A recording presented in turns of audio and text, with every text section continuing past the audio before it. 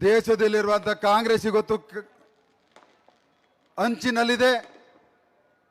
ಅದೇ ರೀತಿ ಇಲ್ಲಿ ಕೂಡ ಬೀದರ್ ಜಿಲ್ಲೆಯಲ್ಲಿ ಇದೇ ಈಶ್ವರ್ ಖಂಡ್ರೆ ಅವರು ಚುನಾವಣೆ ಪೂರ್ವದಲ್ಲಿ ಸೀರೆ ಹಂಚುವುದು, ಚುನಾವಣೆಯಲ್ಲಿ ದುಡ್ಡು ಹಂಚುವುದು, ಚುನಾವಣೆ ಪೂರ್ವದಲ್ಲಿ ಬಡವರನ್ನು ಹೆದರಿಸುವುದು, ಚುನಾವಣೆ ಪೂರ್ವದಲ್ಲಿ 10 ಕೋಟಿ ಖರ್ಚು ಮಾಡಿ ಮಗನ ಕಟೌಟ್ಗಳನ್ನು ಹಾಕುವುದು, ಚುನಾವಣೆ ಪೂರ್ವದಲ್ಲಿ ಕೂಲಿ ಕೊಟ್ಟಿ ಮಗನ ಕ್ಯಾಲೆಂಡರ್ಗಳನ್ನು ಹಂಚುವುದು. ಇದು ಕಾಂಗ್ರೆಸ್ಸಿನ ದಿವಾಳಿ. ಇದು ಏನು? ಕಾಂಗ್ರೆಸ್ಸಿನ ದಿವಾಳಿತನ. ಅಷ್ಟೇ ಅಲ್ಲ,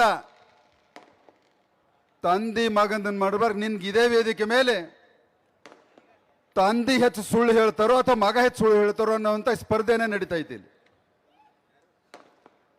ತಂದಿನ 100 ಪ್ರಶ್ನೆಗಳನ್ನ ನನ್ನನ್ನು ಕೇಳಿದರೆ, ಮಗ ಈಗಾದರೂ ಕಣ್ಣು ತೆರೆದಾನ ರಾಜಕೀಯದಾಗ. 10 ವರ್ಷದ ನಂದು ಏನು ಅನುಭವಕಾರ ತಗೊಂಡಿಲ್ಲ.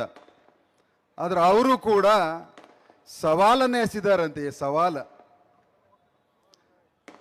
ಸಾಗರ್ ಅವರೇ, ನೀವು ಸವಾಲು ಎಸಬೇಕಾದ್ರೆ ಇನ್ನು ನೀವು ಹುಟ್ಟಿರಲಿಲ್ಲ. ನಿಮ್ಮ ಕುಟುಂಬದ ಮೇಲೆ ಅನೇಕ ಆರೋಪಗಳಿದ್ದಾವೆ. ನಿಮ್ಮ ತಂದೆಯವರಿಗೆ ಆ ಆರೋಪಗಳ ಪ್ರಶ್ನೆಯನ್ನು ಕೇಳಿ. ಇವತ್ತು 65 ವರ್ಷದಿಂದ ನಿಮ್ಮ ಕುಟುಂಬ ಈ ಭಾಲ್ಕಿಯಲ್ಲಿ, ಬೀದರ್ ಜಿಲ್ಲೆಯಲ್ಲಿ ರಾಜಕಾರಣವನ್ನ ಮಾಡ್ತಾ ಇದೆ. ಬೀದರ ಜಿಲ್ಲೆ ಹಿಂದುಳಿಲಿಕ್ಕೆ ಏನಾದರೂ ಕಾರಣ ಇದ್ರೆ ಈಶ್ವರ್ ಖಂಡ್ರೆ ಕುಟುಂಬವೇ ಕಾರಣದ ಘಂಟಾ ಘೋಷವಾಗಿ ಜಿಲ್ಲೆಯ ಜನತೆ ಮಾತಾಡ್ತಾರೆ. ಅಷ್ಟೇ ಅಲ್ಲ, ನನ್ನ ಸಾಧನೆ ಏನು, 10 ವರ್ಷದಲ್ಲಿ ನನ್ನ ಸಾಧನೆ ಏನು? फिर एक बार बोलता हूं, ईश्वर खंडरे, कान खोल के सुन लेना. तुम्हारा मुख्यमंत्री को लेके आना, 1 हफ्ता समय लेकर के 1 हफ्ते तक केंद्र सरकार की योजनाओं का यहां पर अनुष्ठान किया हुआ सारे के सारे साधना मैं आपको मुख्यमंत्री को दिखाऊंगा. ನಿಮಗೆ ಕಣ್ಣಿಲ್ಲ, ಕಿವಿ ಇಲ್ಲ, ಒಳ್ಳೆ ಮಾತಾಡ್ಲಿಕ್ಕೆ ನಿಮ್ಮ ಮನಸ್ಸು ಬಾಯಿ ಇಲ್ಲ. ನಿಮ್ಮಂಥವ್ರಿಗೆ ನನ್ನ ಸಾಧನೆಗಳನ್ನು ಕಾಣಿಸ್ಲಿಕ್ಕೆ ಹ್ಯಾಂಗ್ ಸಾಧ್ಯವಾಗ್ತದೆ? ಅಷ್ಟೇ ಅಲ್ಲ, ಇವತ್ತು ಆ ಒಂದು ಕುಟುಂಬದ ಮೇಲೆ ಕಳೆದ 65 ವರ್ಷದಲ್ಲಿ ಅನೇಕ ಕೊಲೆ ಆರೋಪಗಳಿದ್ದಾವೆ. ನಾವು ಹುಟ್ಟಿರ್ಲಿಕ್ಕೆಲ್ಲ ಗೊತ್ತಿನ ಹಿಡಿದು ಕೊಲೆ ಆರೋಪಗಳಿದ್ದಾವೆ. ಭಾಲ್ಕಿಯಲ್ಲಿ ಒಬ್ಬ ದಲಿತ್ ವಕೀಲ ಕುಂದೆ ಅಂಥವರ ಹತ್ಯೆ ಯಾರ ಅಂಗಳದಲ್ಲಾಯಿತು ಅನ್ನುವಂಥದ್ದನ್ನ ಸಾಗರ್ ಅವರೇ ನಿಮ್ಮ ತಂದೆಯವರಿಗೆ ಕೇಳಿ. ಜಿಲ್ಲೆಯ ಜನತೆಯ ದಲಿತ ಬಂಧುಗಳಿಗೆ ಇದರ ಉತ್ತರವನ್ನು ಕೊಡಿ. ಅಂದ್ರೆ ಏನು ಮಾಡಿದರೆ ನಿಮ್ಮ ಕುಟುಂಬದವರು ಅನ್ನುವಂಥದ್ದನ್ನ ನಿಮ್ಮನ್ನ ಗಮನಕ್ಕೆ ಬರ್ತದೆ. ಭಾಲ್ಕಿಯಲ್ಲಿ ದಲಿತ ವಕೀಲರಾದಂಥ ಕುಂದೆ ಅವರ ಹತ್ಯೆ ಆರೋಪ ಯಾರ ಮೇಲಿದೆ, ನೀವೇ ಸ್ಪಷ್ಟೀಕರಣವನ್ನು ಕೊಡಬೇಕು ದಲಿತ ಬಾಂಧವರಿಗೆ. ಅಷ್ಟೇ ಅಲ್ಲ, ಸುರೇಶ್ ಖೇಡನ್ನವರು ನಿಮ್ಮ ಮನೆ ಅಂಗಳದಲ್ಲೇ ಜೀವ ಬಿಟ್ಟಿದ್ದಾರೆ. ನಿಮ್ಮ ತಂದೆಯವರ ಮೇಲೆ FIR ಆಗಿ ಅಬ್ಸ್ಕೊಂಡಿಗಿದ್ದಂಥ ಇತಿಹಾಸವಿದೆ. ಇದನ್ನ ಉತ್ತರ ಕೊಡಿ ಚುನಾವಣೆ ಪೂರ್ವದಲ್ಲಿ ಜನತೆಗೆ. ನೀವು ಹೇಳ್ತಿರಲ್ಲ ವಕೀಲರಿದ್ದೀರಿ ಅಂತ, ಯಾವ ಕೋರ್ಟ್ನಲ್ಲಿ ವಕೀಲಿತನೆ ಮಾಡ್ತೀನಿ ಅಂತ ನೀವು ಹೇಳಿದ್ರು, ಸತ್ಯವೋ ಸುಳ್ಳು ಬೀದರ್ ಜಿಲ್ಲೆ ಜನತೆಗೆ ಗೊತ್ತಿಲ್ಲ. ಆದರೆ ಕರ್ನಾಟಕದ ಉಚ್ಚ ನ್ಯಾಯಾಲಯ ಈಶ್ವರ್ ಖಂಡ್ರೆ ಅವರಿಗೆ 5 ಲಕ್ಷ ದಂಡ ಯಾಕೆ ಹಾಕಿದೆ ಅನ್ನುವಂಥದ್ದನ್ನು ಜಿಲ್ಲೆಯ ಜನತೆಗೆ ಹೇಳಬೇಕು. ನೀವು ಕೇಳಬೇಕು, ಜಿಲ್ಲೆಯ ಜನತೆಗೆ ಹೇಳಬೇಕು. ಇಷ್ಟು ಇಂಥ ಗಂಭೀರವಾದಂಥ ಆರೋಪಗಳು ನಿಮ್ಮ ಮೇಲಿದ್ದಾಗ ಅನಾವಶ್ಯಕ ನನ್ನ ಮೇಲೆ ಯಾವ ಪುರುಷಾರ್ಥಕ್ಕಾಗಿ ನೀವು ಸಾಮಾಜಿಕ ಸೇವೆಯನ್ನು ಮಾಡ್ತೀರ ಅನ್ನುವಂಥದ್ದನ್ನು ನನ್ನ ಪ್ರಶ್ನೆ. ಅಷ್ಟೇ ಅಲ್ಲ, ನಿಮ್ಮ ಕುಟುಂಬದ ಭ್ರಷ್ಟಾಚಾರ 65 ವರ್ಷಗಳಲ್ಲಿ ಅಷ್ಟಿಷ್ಟಲ್ಲ. ಕರ್ನಾಟಕದಲ್ಲಿ ಡೂಪ್ಲಿಕೇಟ್ ಬಸ್ ಟಿಕೆಟ್ ಯಾರ ಅವಧಿಯಲ್ಲಿ ಹಗರಣವನ್ನು ನಡೀತು ಅನ್ನುವಂಥದ್ದನ್ನ ನೀವೇ ಹೇಳಬೇಕು. ಜಿಲ್ಲೆಯ ಜನತೆಗೆ ಡೂಪ್ಲಿಕೇಟ್ ಬಸ್ ಟಿಕೆಟ್ ಕಳೆದ 70 ವರ್ಷದಿಂದ ಜಿಲ್ಲೆಯಲ್ಲಿ ಕಾರಂಜ ನೀರಾವರಿ ಯೋಜನೆ ನಡೀತಾನೆ ಇದೆ. ಇನ್ನೂ ಪೂರ್ಣ ಪ್ರಮಾಣದ ರೈತರ ಹೊಲಗೆ ನೀರು ಬರಲಿಲ್ಲ. ಆದರೂ ಕೂಡ ಪ್ರತಿ ವರ್ಷ ಕೆನಲ್ಲಿನ ರಿಪೇರಿ ನಡೀತಾ ಇರ್ತದೆ. ಯಾಕೆ ನಡೀತಿದೆ ಪ್ರತಿ ವರ್ಷ ಕೆನಲ್ಲಿನ ರಿಪೇರಿ ಅನ್ನೋದು ನನಗೆ ಗೊತ್ತಾಗ್ತಾ ಇಲ್ಲ. ರೈತರಿಗೆ ನೀರಿಲ್ಲ, ಸರ್ಕಾರದ ಬೊಕ್ಕಸದಲ್ಲಿ ಹಣ ಇಡ್ತಾ ಇಲ್ಲ. ಏನು ಇದು ನಿಮ್ಮ ರಾಜಕಾರಣ? ಅಷ್ಟೇ ಅಲ್ಲ, MGSS ಫ್ಯಾಕ್ಟ್ರಿ ನಿಮ್ಮ ಕಾಕನದು ಅಧೀನದಲ್ಲಿ. ನಿಮ್ಮ ಕಾಕನವರು 2010ರಲ್ಲಿ ಇನ್ಕಮ್ ಟ್ಯಾಕ್ಸ್ SSC ಕೂಡ ಇರಲಿಲ್ಲ. ಆದರೆ ಇವತ್ತಾ ಸಾವಿರಾರು ಕೋಟಿ ಒಡೆಯ ಎಲ್ಲಿಂದ ಬಂತು ಇದು?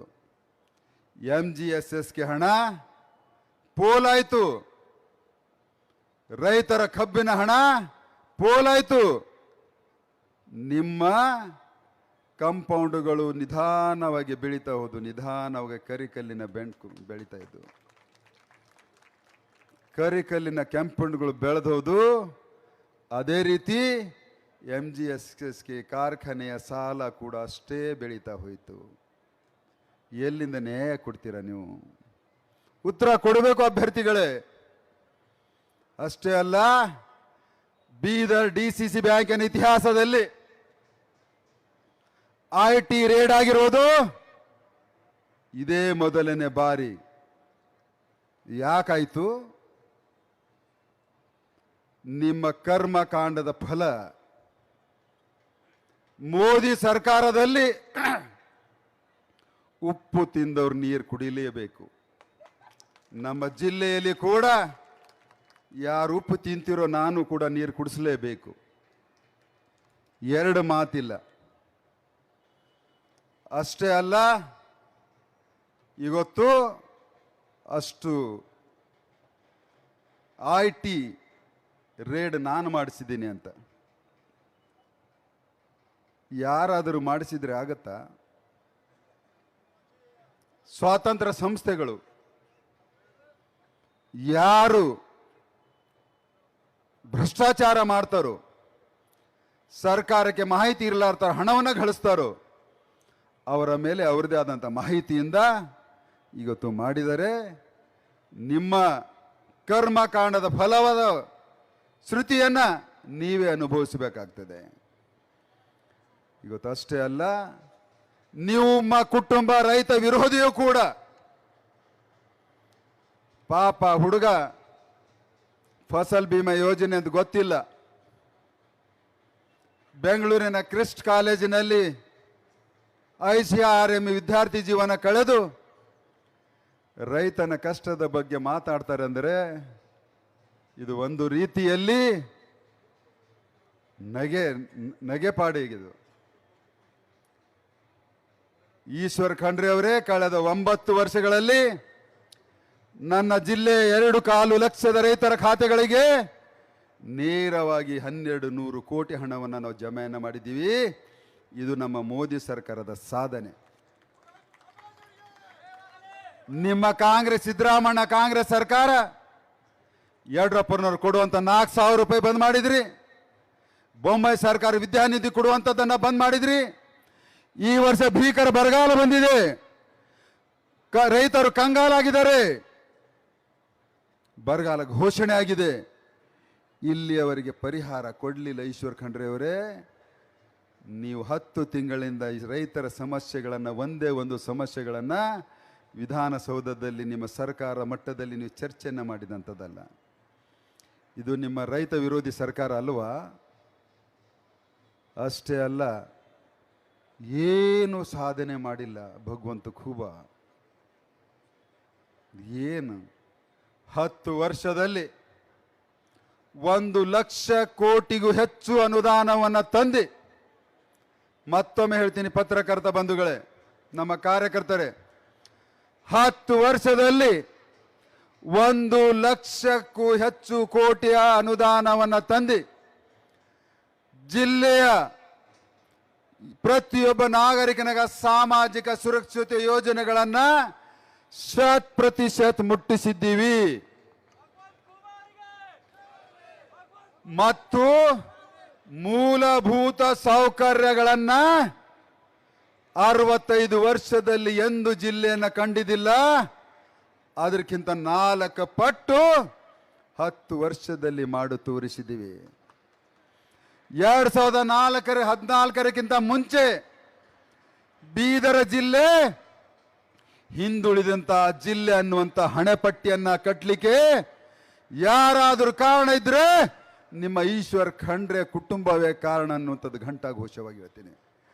ಈಗ 2014ರ ನಂತರ ಬೀದರ ಜಿಲ್ಲೆ ಅಭಿವೃದ್ಧಿ ವೇಗಗತಿಯಲ್ಲಿ ಮುಂದೆ ಹೋಗ್ತಾ ಇದೆ.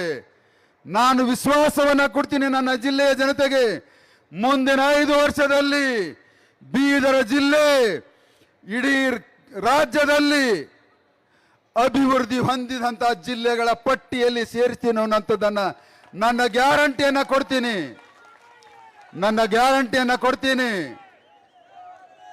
ಬಂಧುಗಳೇ, ಕಾಂಗ್ರೆಸ್ಸಿನವರು ಏನು ಒಳಗೆ ಸರಿ ಇಲ್ಲ. ನಿನ್ನೆ ನೋಡಿದೆ, ತಂದೆ ಮಕ್ಕಳು ಮೆರವಣಿಗೆ ತೆಗಿ ಕಾಲಕ್ಕ ಏನಪ್ಪ ಇದು ಫಜಿತಿ ಬಂತಿದ್ದು ನಮಗ, ನಮ್ಮ ಸೀನಿಯರಿಟಿ ಎತ್ತೋಯ್ತು. ಇಂಥವ್ರಿಗೆ ನಾವು ಇವತ್ತು ಇವರಿಗೆಲ್ಲ ಚುನಾವಣೆಯಲ್ಲಿ ಓಟ್ ಕೇಳಬೇಕಂತ ತಿರುಗಾಡ್ಬೇಕಾಗಿತ್ತಲ್ಲ. ಇದು ಸಾಧ್ಯ ಇಲ್ಲ ನಿಮ್ಮ ಮಧ್ಯದಲ್ಲಿ. ಅಷ್ಟೇ ಅಲ್ಲ, ಇವತ್ತು 10 ವರ್ಷದಲ್ಲಿ ಮಾಡಿದಂಥ ಸಾಧನೆಗಳು ಮತ್ತೆ ಮುಂದೆ ನಿಮಗೆ ವಿಶ್ವಾಸವನ್ನ ಕೊಡ್ತೀನಿ.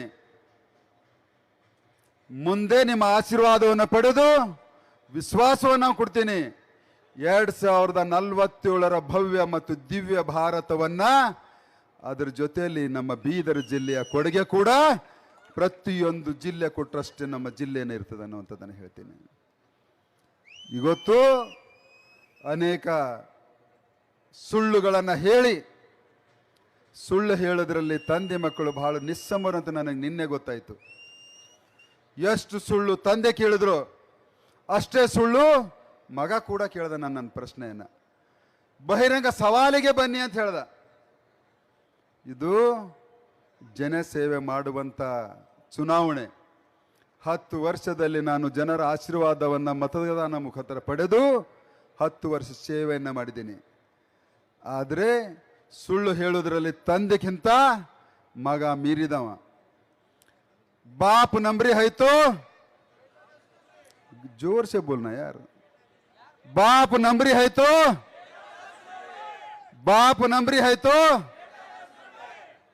ಇದು ತಂದಿನೇ ಏನೋ ಕಡಿಮೆ ಸುಳ್ಳು ಹೇಳ್ತಾನೆ ಅಂತ ತಿಳ್ಕೊಂಡಿದ್ದೆ ನಾನು. ಬಾಯಿ ಎತ್ತಿದ್ರೆ ಈಶ್ವರ್ ಖಂಡ್ರೆ ನುಡಿದಂತೆ ನಡಿಬೇಕು ಈ ಜನ್ಮ ಕಡೆ ಅನ್ನುವಂಥ ಶ್ಲೋಕವನ್ನು ಹೇಳಿ, ಶರಣರ ಶಬ್ದಗಳನ್ನು ಹೇಳಿ ಭಾಷಣವನ್ನು ಪ್ರಾರಂಭ ಮಾಡ್ತಾರೆ. ನುಡಿದಂತೆ ನಡೆ ಈ ಜನ್ಮ ಕಡೆ. ಆದರೆ ನಿಮ್ಮ ಬಾಯಿಂದ ಒಂದೊಂದು ನುಡಿಗಳು ಬಂತಂದ್ರೆ ಯಾವುದಾದರೂ ದ್ವೇಷ, ಕಪಟ ರಾಜಕಾರಣವನ್ನು ಹೊರತು ನಿಮ್ಮ ಬಾಯಿನಿಂದ ಮತ್ತೇನು ಬರಲಿಕ್ಕೆ ಸಾಧ್ಯ ಇಲ್ಲ. इंತಹ समय ಆಗ್ತಾ ಇದೆ बंधुगळे. मी अजून एक विनंती करतो, गेले 10 वर्षापासून सगळ्यांचा मत घेऊन ह्या जिल्ह्याच्या विकासासाठी आणि प्रत्येक समाजाच्या गौरवने अभिनंदनासाठी अभिमानासाठी मी राबलेला आहो. मी कृपा करून विनंती करतो, इंडिपेंडेंट म्हणून कॅन्डिडेट घालू नका. हे चुनाव देशाची चुनाव आहे. हे चुनाव प्रधानमंत्री नरेंद्र भाई मोदीचे प्रधानमंत्री बनण्याचे चुनाव आहे. हे चुनाव सर्व जाती धर्म भाषा पंथ प्रांत सगळ्यांचा विकास करायची चुनाव आहे. मी हात जोडून विनंती करतो, तुम्ही अपेक्ष म्हणून उभे करून भारतीय जनता पार्टीला नुकसान करायचं काम करू नका. मी दोन्ही हात जोड करून तुम्हाला विनंती करतो. आणि काँग्रेसला 70 वर्ष झालं, आजपर्यंत आम्ही जे केलं मराठा समाजला काँग्रेस काही नाही केलं, हे डंका बाजूने मी सांगतो. पण काँग्रेसला कोणी बोलत नाहीत, फक्त भाजप आणि भाजपचा संसदला बोलता. आम्ही बसून गोष्ट करूया, हे माझा विनंती तुम्ही स्वीकार करील, हे माझा आत्मविश्वास आहे. ಬಂಧುಗಳೇ, ಈ ಬಾರಿ ಒಂದು 3 ಸ್ಲೋಗನನ್ನು ಹೇಳ್ತೀನಿ, ನಂತರ ನನ್ನ ಕಾರ್ಯವನ್ನು ನನ್ನ ಭಾಷಣ ವಿರಾಮವನ್ನು ಕೊಡ್ತೀನಿ. अब की बार फिर एक बार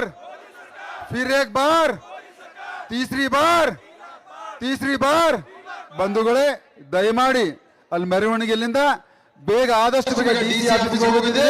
ತಾವೆಲ್ಲರೂ ಆ ವಾಹನದ ಮುಂದೆ ನಿಂತು ಇಷ್ಟು ಶಾಂತ ಚಿತ್ತರಾಗಿ ನೀವೆಲ್ಲ ಬಂದಿರಲ್ಲ, ನಿಮಗೆ ಮತ್ತೊಮ್ಮೆ ಕೈ ಮುಗಿದು ಏನಾದರೂ ನನ್ನ ಮೇಲೆ ಸಿಟ್ಟಿದ್ರು ಅಸಮಾಧಾನ ಇದ್ರು ಕೂಡ ಕೈ ಮುಗಿದು ಕೇಳ್ತೀನಿ,